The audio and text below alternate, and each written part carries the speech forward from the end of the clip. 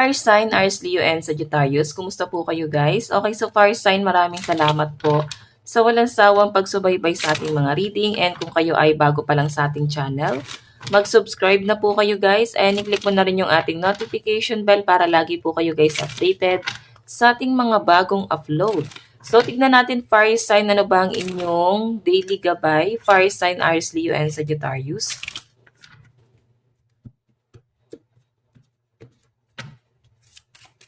Fire sign, Aries, Leo, and Sagittarius.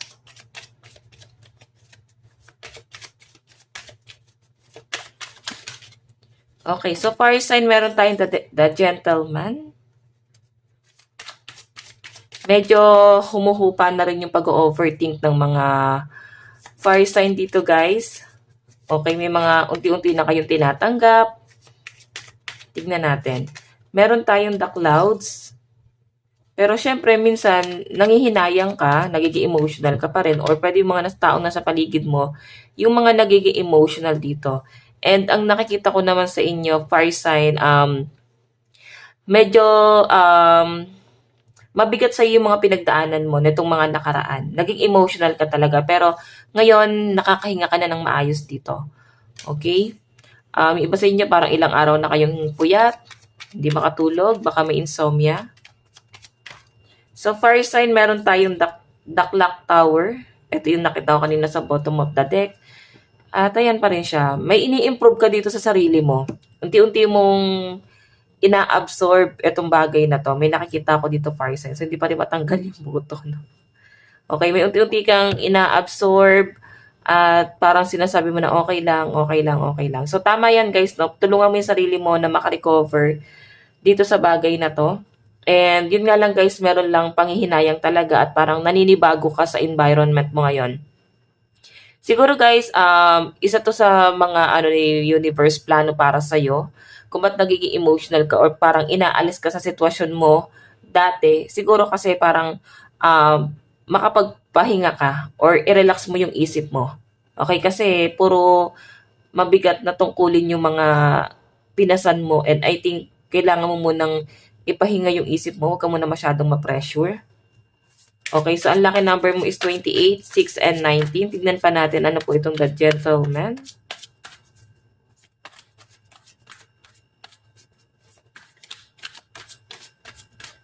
So meron po tayong the emperor. Meron tayong 5 of pentacles. Meron tayong 4 of wands. Okay, kung makita nyo guys, Queen of Pentacles yung overall energy mo. Ito yung nararamdaman mo. Ito yung bagay na hindi mo mabitawan.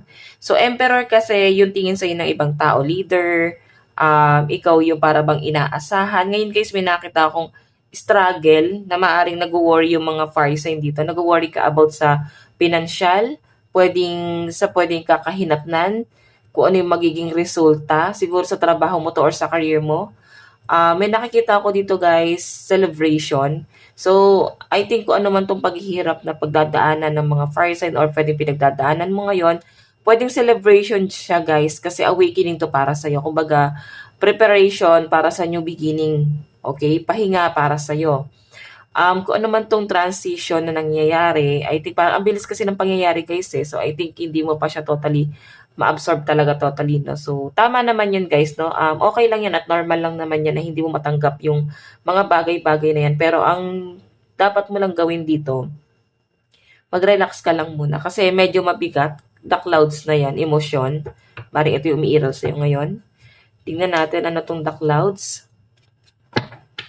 Ano po yung the clouds?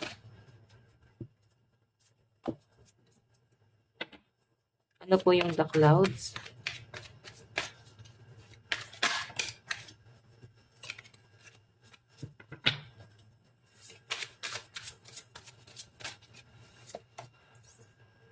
Meron tayong Page of Pentacles, King of Pentacles, and Ten of Swords. Okay, so nakikita ko rito guys, maraming sa inyo, nakaalalay. Okay, so may nakita ko dito guys, kung makikita mo puro offer siya, oh. merong offer na paparating sa inyo. So I think, kaya inalis ka na doon sa lugar na yan kasi baka mag-change ka ng career. Pwedeng merong mas magandang paparating sa'yo. Kung ano man tong disappointment mo guys, I think hindi siya para sa'yo eh. Nadi-disappoint ka lang dito pero hindi yan para sa'yo. So I think bubuhos ang biyaya para sa mga fire sign ngayon, no? May mga mabibigat lang kayong pinagdadaanan dito guys, pero kung makikita mo maraming offer ang paparating sa'yo, nakapila pa oh. Ito yung pinagdadaanan mo ngayon. Okay, hindi mo nakakita tong mga blessing na dumarating sa'yo ngayon. Okay? So, tignan natin guys. Ngayon, mag-cool down ka muna kasi medyo emotional ka kasi yun nga the clouds emotion yan. And ito nga yung energy mo. Ikaw ba naman saksakin ng 10 swords? 'Di ba? Kung makita mo mabibigat na yung mga nalalaman mo, naririnig mo, pwede yung pinagdaanan mo pa. So, parang patong-patong na guys, no? Pero maraming offer na ang paparating sa inyo guys. Ayan, makakapag-move forward ka dito guys, no? Makaka-recover ka din agad sa pinagdadaanan mo. So, tignan natin ano tong The Clock Tower. Ano po yung The Clock Tower?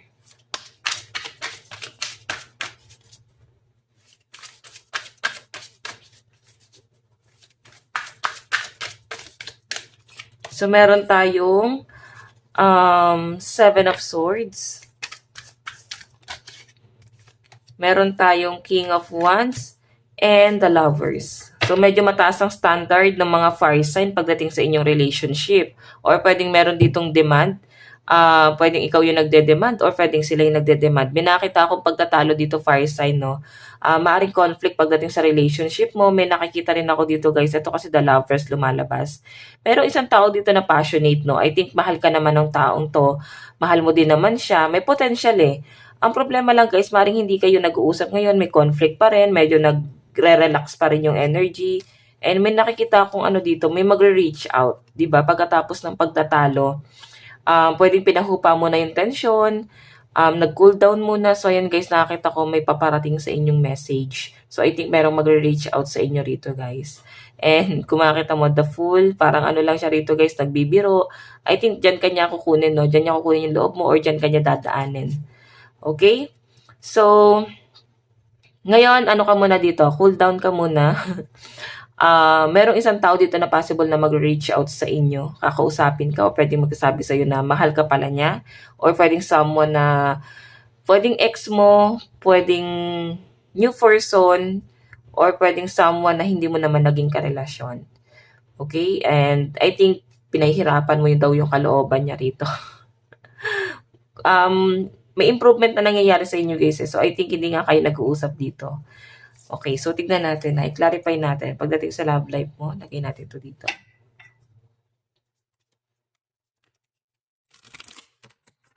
Sa love life po ni Fire Sign, Aries, Leo, and Sagittarius.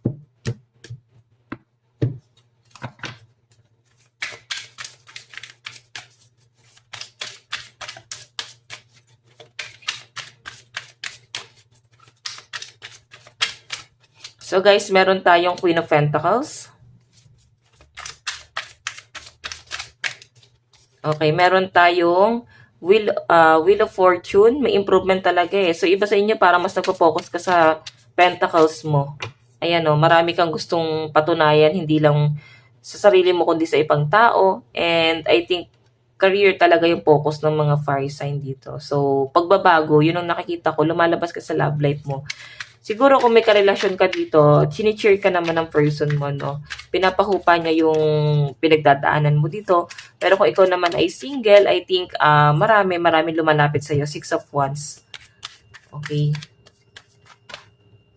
Tingnan natin. Meron tayong Knight of Cups. Knight of Cups. So guys, ayan. Nakikita ko dito na maaaring may mga nasasaktan ngayon, may pinagdadaanan kayo. And nakikita ko naman guys na para bang inaano ka naman eh. Inaamo ka ng person mo. Parang tinutulungan ka sa pinagdadaanan mo. And kung ikaw naman nga ay single, maraming lumalapit sa'yo or lalapit. Marami nag-o-offer ng cup of love sa'yo. Okay? And yung iba sa inyo, maaaring guarded ka kasi natatakot ka na baka ilagay ka na naman sa third party or pwedeng gawin na naman sa yung ginawa sa'yo kagaya ng sa past relationship mo. Kaya parang hindi ka makapag-decide.